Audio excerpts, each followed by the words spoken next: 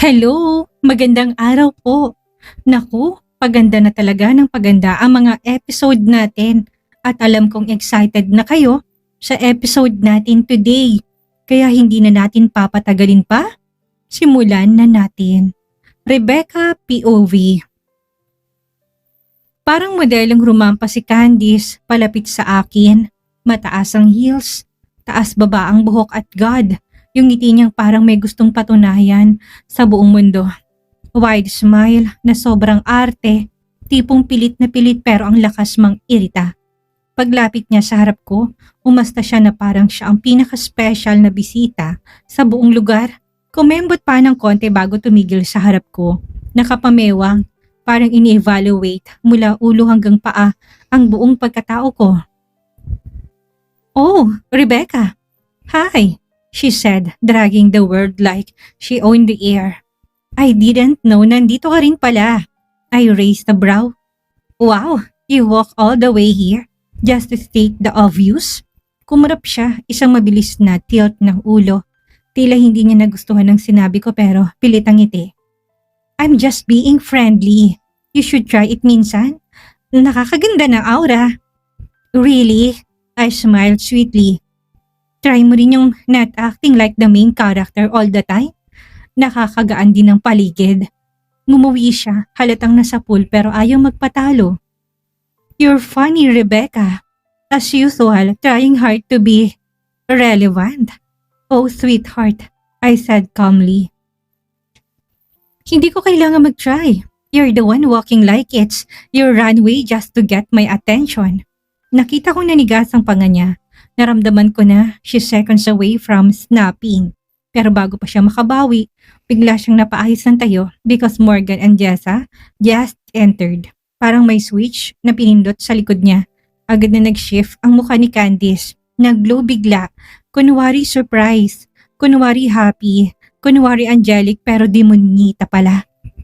"Jessa!" She squealed. God, may eardrums. Agad siyang lumapit kay Jessa na parang matagal silang hindi nagkita. "Oh my gosh! I missed you! Look at you! Ang ganda mo today! As always!" May pahawak pa sa braso. Payakap at syempre the signature air kiss sa magkabilang pisngi. Jessa stiffened a bit. Halatang hindi siya sanay sa ganitong level ng cafe can. Pero polite pa rin. "Hi Candice! You're here din pala?"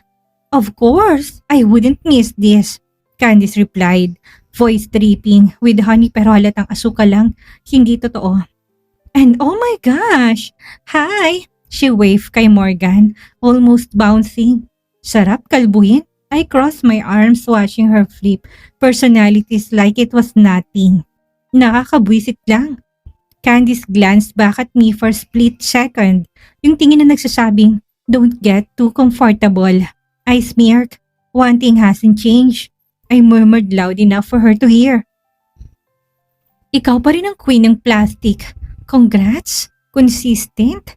At nakita ko siyang tuluyang nainis. Kita ko sa mata niya na pikon pero hindi siya pwedeng sumagot kasi nakaharap pa sina Jessa at Morgan and that made it even sweeter. "Candice, anong ginagawa mo dito?"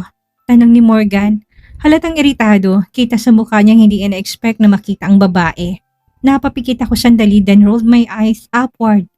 Oh, here we go again. Dahan-dahang pumihit parap si Candice kay Morgan. Agad na nag-shift ang aura niya. Unti-unti siyang lumapit parang naka-slow motion pa. Tapos malambing na kumapit sa braso ng lalaki. "I miss you, lover boy." Aniya sabay tingkayad at biglang halik sa labi ni Morgan. Hindi nakaiwas si Morgan dahil siguro biglaan at syempre tumingin pa siya sa akin afterward. With a smirk, yung smirk na may kasamang, "Did you see that?" Tangina talaga. I swear kung may bato lang dito baka binato ko na siya. Tinugtungan pa ni Candice ang sasabihin. "You've been neglecting me for 5 days now." Reklamo niya. Malambing kuno pero halatang may halong akusasyon. "Kung hindi ko pa narinig sa parents mo kung nasan ka, hindi ko malalaman na nandito ka pala. And I was expecting Jessa to be here too." Lumingon siya kay Jessa, pretending to be sweet. What a coincidence, isn't it? At napansin ko yung pagtaas ng kilay ni Jessa. Ramdam ko hindi niya gusto si Candice. Pareho kaming allergic sa presensya ng pinsan niyang malandi. Morgan gently removed Candy's hand from his arm, halatang naiinis na. Candy, stop. Umuwi ka na. Madiin niyang sabi. Muling kumapit ang bruha sa braso ni Morgan, parang nanadya talaga siya. Oh, why are you pushing me away? Tanong niya, may halong panibugo. I came all the way here because I care. Tapos itatabi mo lang ako? In front of them? Mas lalong kumapit, parang gustong i-pressure si Morgan to take her side. I folded my arms over my chest, watching the scene unfold. This girl is unbelievable. Just a step slightly forward. Cold ang boses. Candice, enough. Pero hindi nakinig si Candice, talagang may kakapala na muka. Instead, she glanced at me again, yung tingin na ng aasar, nangaangkin, nangiinis, and my jaw clenched. Kung akala niya matatakot ako, she's very stupidly mistaken. Where's Althea and Aryan? Tanong ni Candice sabay pa ikot-ikot ng tingin na parang excited kunwari na makita ang mga bata. Napatuwid ako ng tayo. Mother instinct, this is where I draw the line. Hindi siya pwedeng lumapit sa mga anak ko. Don't, madiin kong sabi. Don't you dare get near my children. Touch anything you want. Ruin anything you want. Pero not my kids. You have zero right over them. Nalaki ang mga mata ni Candice. Halatang ayaw patalo. Kumalas sa pagkakakapit kay Morgan at humarap sa akin. Excuse me. Taas kilay niyang sagot. Maaari ikaw nagluwal. Yes, pero on paper. She tapped her own chest. I'm their mother. Akong nakapangalan na ina. I have every right to see them. My blood boiled. Parang may sumabog sa loob ko. Nakakatawa ka, malamig kong sagot. Papers? Girl, magyabang ka sa papel. Pero sa dugo, sa laman at sa bawat bugso ng damdamin nila, ako ang nanay nila. Subukan mo lang na lumapit sa mga anak ko. Candice, don't dare. Sasabunutan kita na parang walang bukas. Puno ng warning ang tinig ko. Umakbang pa siya palapit at mukhang gusto niyang makipagsagutan pa pero dinedma ko siya, tinarap ko si Morgan. Ikaw, tinuro ko siya. Pakialisin mong kabit mo bago ko pa yan kalad ka rin palabas dito. Trespassing na sa personal property ko yan. At kahit anong anggol mo tignan, ako pa rin ang legal wife. Yung kasal ninyo sa simbahan? Tumaas ang kilay ko. Walang bisa. Hindi kinikilala. So don't test me. Natahimik ang buong paligid, pati ang mga ibon tila nakikisama sa inis ko. Parang lumamig bigla. Candice cough. You're overreacting. I turned to her, my voice low but sharp enough to cut. Overreacting? Candice, I'm holding myself back. Because if you get anywhere near my kids, kahit na anong papel pang ipagwagayway mo, I swear, hindi ka makakalabas dito ng buhay. Doon siya biglang natahimik. Hindi ako nagbibiro, talagang tototohanin kung sinasabi ko. Morgan stepped closer, clearly alarmed sa lakas ng boses ko. Rebecca, don't, putol ko. Huwag mo kong tawaging parang wala kang kasalanan. Kasi kung hindi mo pinabayaan yung bruha na yan sa buhay mo, hindi ko to kailangan protektahan ng mga anak ko sa isang babaeng pa-victim. Tumaas ang boses ko at parang usok ang ilong ko sa galit at magbubuga ng apoy ang mga mata ko. Ibang usapin kapag ang mga anak ko ang involved. Candice blink, sobrang offended. But I didn't care. Magiging dragon talaga ako. Promise ko yan. Try me, Candice. Dagdag ko pa. Diretso sa mata niya. One step toward my children and I will make sure you regret it. Napatingin ako sa kutsilyo sa ibabaw ng mesa. Parang gusto kong damputin. Pumikit ako sandali and I took a calming breath. Bago ko pa talaga masaksak si Candice, tumalikod na kaagad ako. Ramdam kong nanginginig pa ang mga kamay ko habang naglalakad ako palayo. Gusto ko nang puntahan ng mga bata and call Marlon to pick us up. I can stay here. Hindi ko kaya. Pero bago pa ako makalayo, may biglang humawak sa kamay ko. Rebecca, wait. Alisin mo, maring kong sabi. Hindi mo lang nilingon si Morgan. Before I slap you again, alisin mong kamay mo. Hindi siya kaagad bumitaw. Ramdam kong hinahabol niyang hininga niya. As if trying to calm me. Ako? Pakiramdam ko parang literal na nagliliyab ang pisngi ko sa galit. How dare you? Bulong ko sabay lingon sa kanya. Ang kapal ng mga mukha ng mga kabit mo. Nagkasabay pa talagang pumunta dito? Perfect timing ha? Napatawa ako ng pilit, yung tawang mas masakit pa sa sampal. Bagay kayo ni Candice. Kayong dalawa na lang. Just leave me and my kids alone. Rebecca, hindi ko alam na darating si Candice. Mabilis niyang sagot, kita sa mukha ang frustration. And Jessa, she's here for the medical mission. Yun lang. I rolled my eyes so hard na feeling ko lumuha sila. Medical mission? Inulit ko na may ngisi. Ah, so kasama sa medical mission ang pasweet mo sa kanya. Yung pangiti-ngiti mo, yung palambing-lambing mo. Wow! As in wow! Kung ganyan ang medical mission, good job! Very dedicated doctor. Gigil na gigil kong turan. At nakita ko si Morgan na biglang napangiti. Yes, napangiti. Alam niyang nanggigigil ako sa inis pero lalong gustong ko siyang sampalin sa ngiting yun. Are you jealous? Tanong niya, low voice and teasing. May amusement pa. Parang gusto niyang tuklawin ko siya sa leeg. Jealous? Tumaas ang boses ko. Seriously? After everything? Hindi to selos, Morgan. This is anger. Rage. Galit na galit ako kasi pinapakita mo kung gaano ka kawalang kwenta sa mga ginagawa mo. Natawa siya, hindi malakas pero sapat para lalo kong uminit ang ulo. Selos nga. Tukso niya at halos bulong pero malinaw na malinaw. Lumapit pa siya as if he was trying to corner me. Kaya ka ganyang kainit. You're jealous, Rebecca. Touch me again, sabi ko habang nakatitig sa kanya. And I swear to God, Morgan, maunang masirang mukha mo bago pa masirang araw ko. Napatigil siya hindi dahil natakot kundi dahil alam niyang totoo. Hinila kong kamay ko mula sa hawak niya at tumalikod ulit. Hindi ko na kaya. I needed my kids. I needed air. I needed to get out before I lose it completely. Pero sa likod ko narinig ko pang boses niyang nakakainis na kalmado. Rebecca, you're really jealous. Napapikit na naman ako sa inis. Parang gusto kong ihampas ang ulo niya sa malaking puno ng mangga. Baka matauhan siya. Nakakainis talaga. Bakit ako magsiselos? Why should I?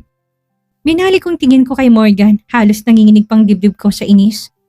Paalisin mo sila. Madiin kong sabi. Right now. Kung gusto mong matapos pa natin ang 2 araw na ito ng maayos. Isang tawag ko lang darating si Marlon para sunduin kami. Don't test me. Kita ko kaagad ang pag-iba ng mukha ni Morgan. Yung tipong parang napuno na siya pero pinipilit pang kumalma. Yeah, sagot niya. Puno ng sarcasm. Go ahead. Mas lalo akong nainis. Ano bang meron sa lalaki na ito? Bakit parang ang sarap niyang sapakin? Ano bang meron sa'yo at napahinto ako, lumalalim ang hininga ko at parang ikaw pang may ganang maging sarcastic. Nagangat siya ng kilay at tila naghihintay sa isusunod ko. Marlon brought the best in me. Tuloy ko, firm ang tono. He was always there, always on my side, unlike you. Hindi siya nagalit pero hindi rin ngumiti. Kuminga lang siya ng malalim at parang napagod bigla. And I brought out the worst in you. Mahina pero buong boses niya. I know. Napatingin siya sa damuhan bago bumalik sa mga mata ko. I'm tired, Rebecca. Pagod na ako magtalo tayo. Pagod na ako maging mali lagi sa paningin mo. I have a lot of problems. Yeah, right. Putol ko kaagad at walang pasensya. At isa ka sa problema. Nagtagal ang tingin niya sa akin. Para siyang may gustong sagutin. Pero nilunok niya. Buong katawan niya tense. Parang may pinipigilan. Rebecca, he said, softly, almost defeated. Ang problemang gusto kong ma-solve ay ito. Tayo. Our mess. Our family.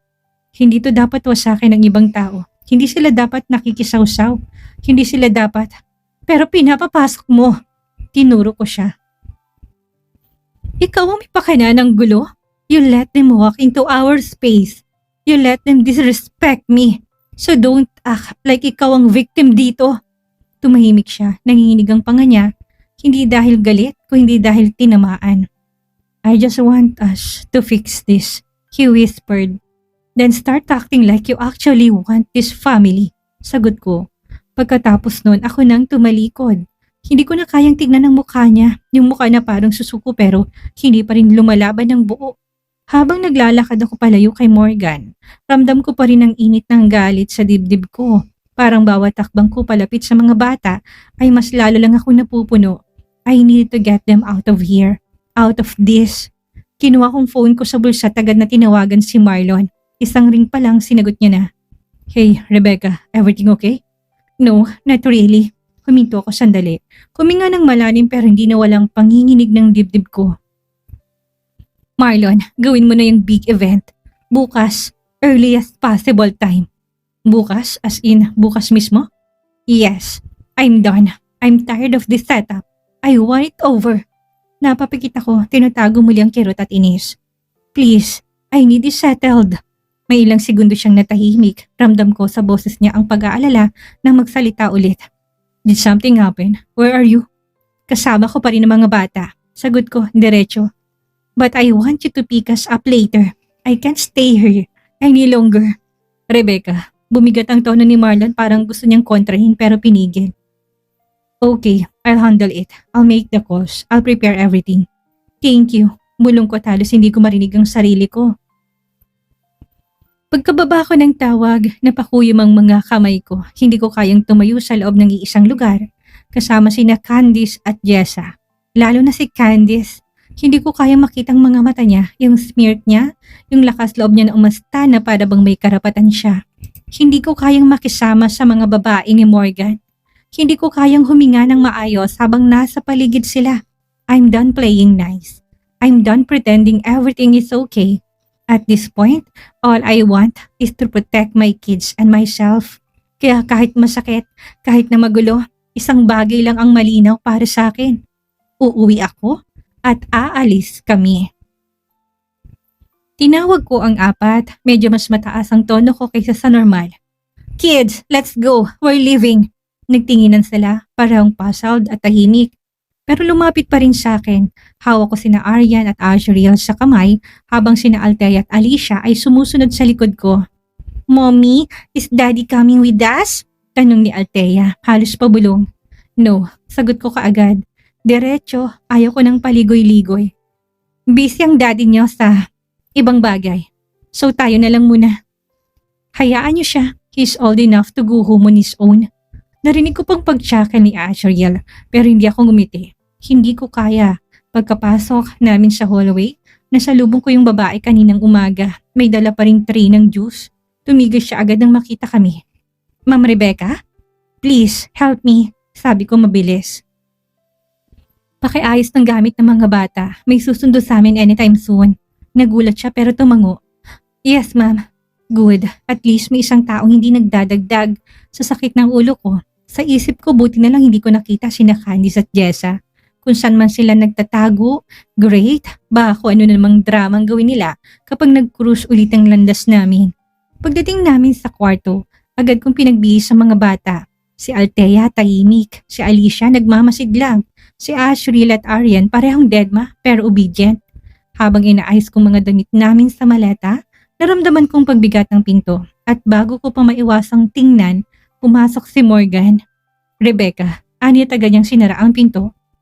Stop, what are you doing? Hindi ko siya nilingon, inayos kong zipper ng isa pang bag. What does it look like? We're leaving. Lumapit siya, mabilis at talatang nagmamadali. No, hindi ka aalis. Not like this. I'm done, Morgan. Bitawan mong damit na hawak ko. Humarap sa kanya. I'm done with this. Lahat ng gulo, lahat ng babae mo, lahat ng drama na yan. Tapos na ako. Rebecca, no. Umangat ang tono ko. You don't get to stop me this time. Kita kong pagkabigla sa mukha ni Morgan, pati na rin ang inis na pilit niyang tinatago. Parang gusto niyang sumagot pa, pero wala nang salitang ilalabas na kaya ko pang pakinggan. Kaya ngumiti ako ng mapait. Kung ayaw mong ayusin ang buhay mo, fine. Pero hindi mo kami isasama sa pagkakalat ng gulo mo. Binaling kong tingin sa mga bata. We're going home. Napapikit si Morgan na parang nilalamon ng lupa ang pasensya niya. Ilang segundo siyang hindi gumagalaw at parang binibilang ang bawat hininga para hindi sumabog ng tuluyan. Pagdilat niya, diretso sa akin ang tingin. Why are you so damn hard to talk to? Madiin niyang sabi, mababa pero nanginginig sa inis. Pinaalis ko na si Candice. Pinasama ko kay Jessa. Dear God, hindi pa ba sapat yun? Namewang ako tumarap sa kanya. And, wala namang nagbago, Morgan. You think mawawalang problema dahil pinaalis mo sila? Hindi mo na nga sana pinapunta in the first place? Inis ko pa rin sabi. Rebecca, no. Stop making excuses. I felt my voice rising and I didn't even care. You keep saying you're fixing things pero ikaw rin ang dahilan kung bakit lumalala ang lahat. Napapabuntong hininga siya, gaya ng lagi niyang ginagawa kapag gusto niyang pigilan ang sarili. Rebecca, enough. He warned pero lalo kong uminit ang ulo. You want enough? This is me being done, Morgan. I don't believe your words anymore. Not when you're the one starting every mess. Rebecca, mas mababang boses niya, mas puno ng pagod. Stop fighting me. No, not this time. Tumaas ang boses ko, kasabay nun biglang sumakit ang ulo ko. Parang may mabilis sa sumabog na init sa loob ng bungo ko. Nagdilim ang paningin ko, napapikit ako ng madiin, pilit pinipigilan ang hilo. Rebecca, hindi ko alam kung narinig ko lang ang mismong katotohanang nanlambot ang tuhod ko. Pero bago ko tuluyang ma-out of balance, nahawakan niya na ako. Rebecca! Mabilis niyang nasalo ang katawan ko. Braso niya tahimik pero mahigpit na sumalo sa bewang ko. Pero hindi pa man ako nakaka-recover, biglang kumawala ang isang eksena sa utak ko. Naghalo-halo, sunog, apoy at sigawan. At si Raul, kinahampas si Morgan ng sagwan. Silang dalawa, nag-aaway sa dalampasigan. Pero hindi doon natigil ang flash. May babaeng biglang dumating. Blurry ang muka, parang shadow na gumalaw sa gilid. At habang nagpambuno sina Morgan at Raul, isang malakas na palo sa ulo ni Morgan ang ginawa niya. Parang tumalo ng puso ko. Hindi ko maaninag ang muka. Parang sinadya ng utak ko na takpan. Pero narinig kong ingay ng tama. Yung tunog, yung echo. Napahingal ako at nang bumalik sa realidad ang paningin ko, nasa harap ko si Morgan, nakapulupot pa rin ang kamay niya sa akin. Parang takot na mawawala ako. Rebecca, hey, look at me. Tumingin ako pero nanginginig pa rin ang dibdib ko. Bakit hindi ko yun maalala? Bakit may eksenang ganun ng gabing yun? Sinong babaeng yun? Sino? Napahawak ako sa sentido para may gusto pang lumabas pero ayaw. Nagbagong mukha ni Morgan. Hindi inis, hindi galit, kundi takot. Rebecca, what did you see? Hindi ko nasagot kasi mas lalo akong nagbuguluhan at mas lalo akong natatakot sa kung anong tinatago pa ng isip ko. Bakit may parang mga pangyayari na tila kinalimutan ang isip ko? Alaalang nabura sa utak ko. Talagang nakakatindig balahibo at nakakawala ng hininga ang mga huling eksenang ito.